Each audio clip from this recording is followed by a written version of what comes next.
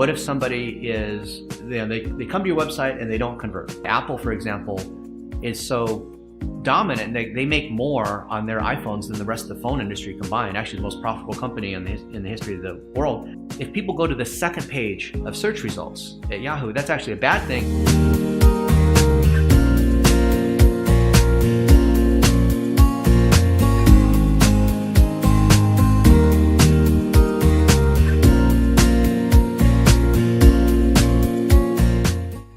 So Blitz Metrics technically is a marketing tool, but we think of it as a smart assistant because there's things that you would do as a specialist that requires intelligence and experience, right? To be able to create campaigns the right way, to be able to assess a client's strategy and figure out what's working, what's not working.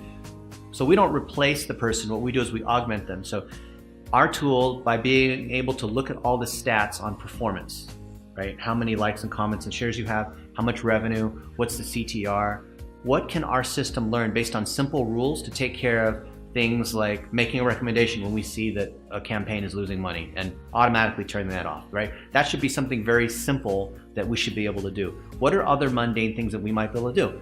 Well, what if somebody is, they come to your website and they don't convert? They don't fill out the page, they don't buy, they abandon the shopping cart. What can we do to try to get more sales out of that automatically without having to create a lot of effort? Well, an obvious thing is we could have Google remarketing, Facebook remarketing, Twitter remarketing. There's Snapchat and LinkedIn remarketing that's coming. What if we put all of those pixels inside a single container, a Google Tag Manager container, integrated that with Google Analytics and all these other tools to automatically remarket no matter where that person goes over the next 24 hours, right? So that's the kind of problem that we're solving, but we're not selling it as like a tool where, you can pay $10 a month or $50 a month or $100 a month or whatever. That's not how we look at it, because we want people to get the result instead of thinking like, what kind of plan am I using? What kind of tool am I using? The reason why Apple, for example, is so dominant, they make more on their iPhones than the rest of the phone industry combined. Actually, the most profitable company in the history of the world,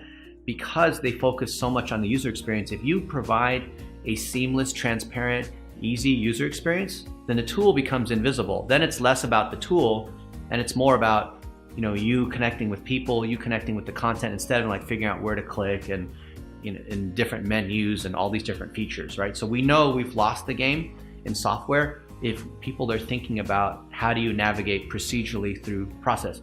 I have been a software developer for the last 20 years. Almost 20 years ago, I started at Yahoo, right? And our job was to improve the search engine.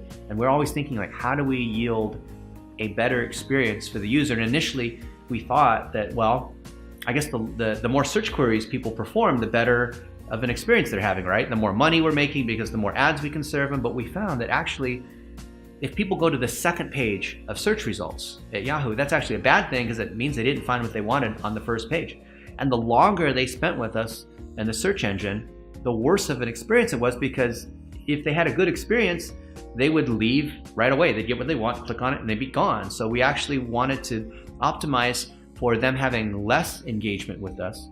We're spending less time inside the search engine, right? All the things that you think would be the other way. For example, we had a property, Yahoo Personals, which went from nothing to $80–90 million a year just in basically free revenue. And it was a dating site, right? So in a dating site, you're charging $30, $40 per month for people to have a subscription to be able to talk to other members, right?